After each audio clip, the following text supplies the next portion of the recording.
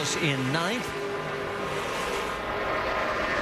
Joey Logano pull out there, trying to go to the outside, thinking he had some help from Brian Vickers. Vickers about a car length behind, but he's now getting some help from Gone right behind him, so they close that line up, and here they come. Boy, there's a lot of dicing going on back there, and who was it that pulled out of line? Oh, the 7 of Arpin. That's going to cost him as he looked to try and go down to the low line, and it left him in the middle. Yeah, but he's got some help behind him. That's the good thing, and he's got a fast car. He didn't have to lift right there, so he's able to make up a couple of spots. The middle's not the worst place with this aero package to be because of the big weight that these cars make in the air, so you can get a clean run up through the middle if you have a little bit of pushing help. Through the tri-oval, they're going 3 wide. It's the Aaron's 312 at Talladega, and we still have 31 cars on the lead lap and only 2 cautions.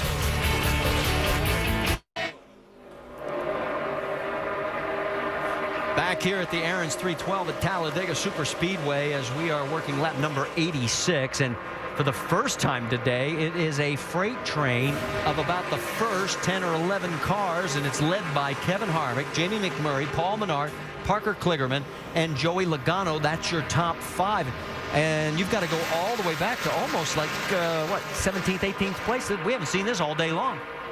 But sometimes you just have to take a breath. You know, you can't go 300 miles just that type of racing and something not happen.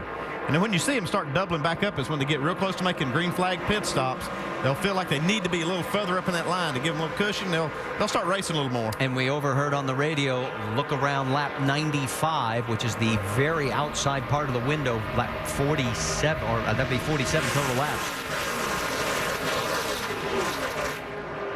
Down the backstretch. Oh, I see a hand waving by 3rd place. Or make it 4th place. You see a couple of cars coming. Looks like Kligerman and 22 of Brad Keselowski have their hands out the window like they're going to pit this time.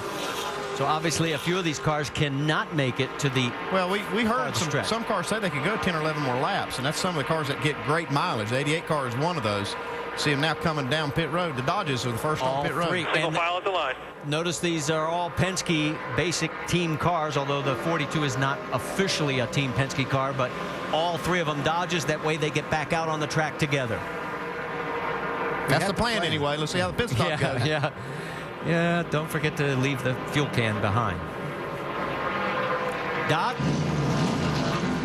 It'll be 4 tires and 2 cans of Sunoco fuel for Brad Keselowski. Good news is Brad says, I got a car that can go up front and lead whenever I want to. It's that good. Much. And last time on pit road, Justin Allgaier had a problem, a collision, a clear out, almost. Gets out this time, right side only, and fuel for Allgaier.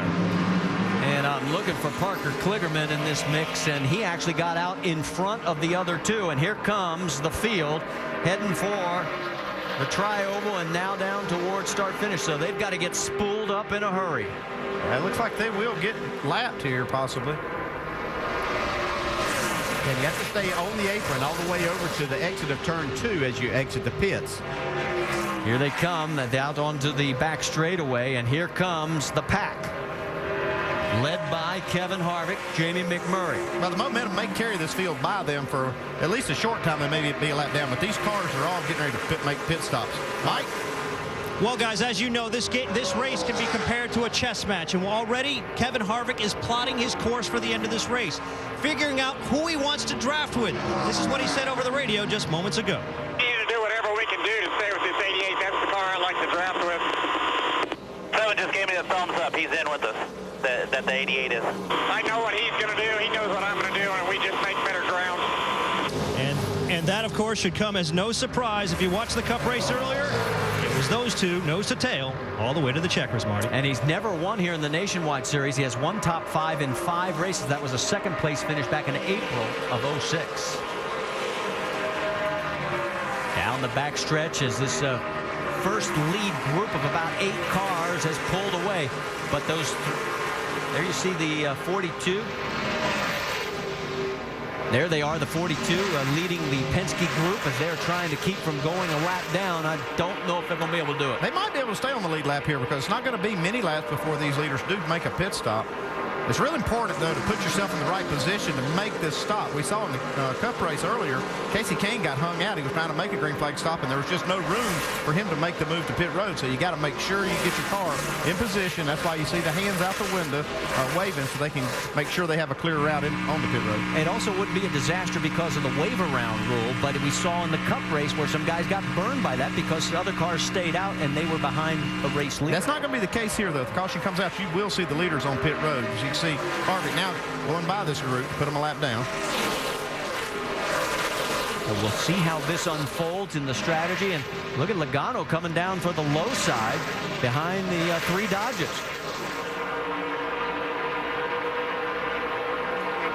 See if those Dodgers are able to stay right there. It could actually block those other cars from making a pit stop. They'll have to back off maybe and get behind them. It looks like Harvick's going to be able to clear.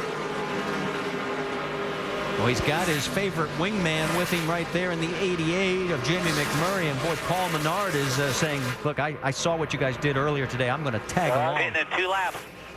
See, now the crew chief's telling these guys that, hey, we're making a pit stop in 2 laps, giving them plenty of time to get their car in a position where they can get on pit road.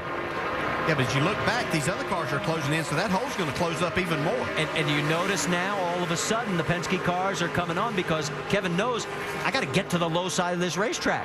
He's got to find a way to do it now, but there's really no place to fall back and get a hole. Yeah, I think Joey Logano got himself in a nice spot here. He's going to have to come here shortly, and he's down in a good spot to be able to do that. Looks like the 32. Brian Vickers is coming in. Vickers is peeled off, so he's coming in for his stop here on lap number 92.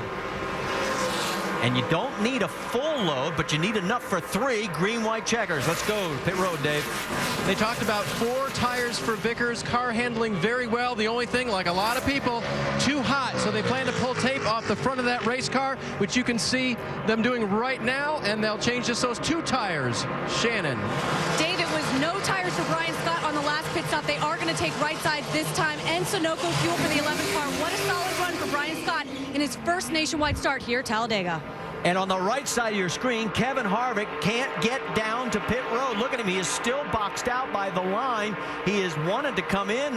I can hear all the leaders come, too. And he can't do it. He's going to make it. He's going to make it. Yep. Woof.